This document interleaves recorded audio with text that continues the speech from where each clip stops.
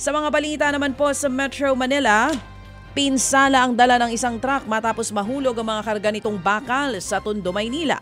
Sa CCTV footage sa lugar, kitang sinubukan ng truck na mag-U-turn.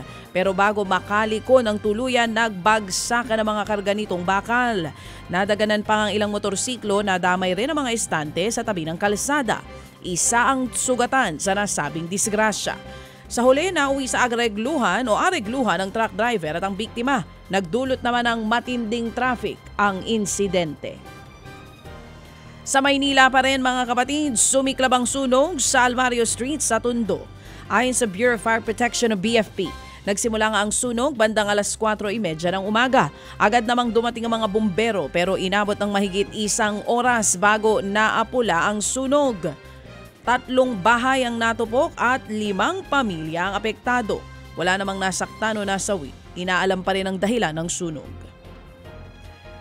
Hahatiin na nga po sa 6 na barangay ang Barangay 176 sa Caloocan, ang pinakamalaking barangay sa buong Pilipinas. Kasunod pa rin yan ng matagumpay na plebisito noong Sabado.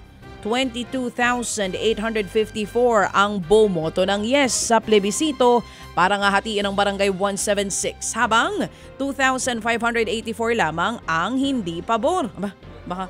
Oo.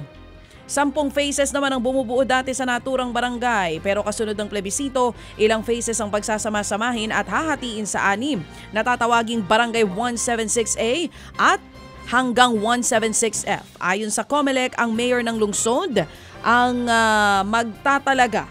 Epektibo ang termino nila hanggang December 2025 o bagong barangay election sa susunod na taon. Ted Filon at DJ Chacha ngayon nasa Radyo 5 92.3 News FM Monday to Friday 6 to 10 a.m.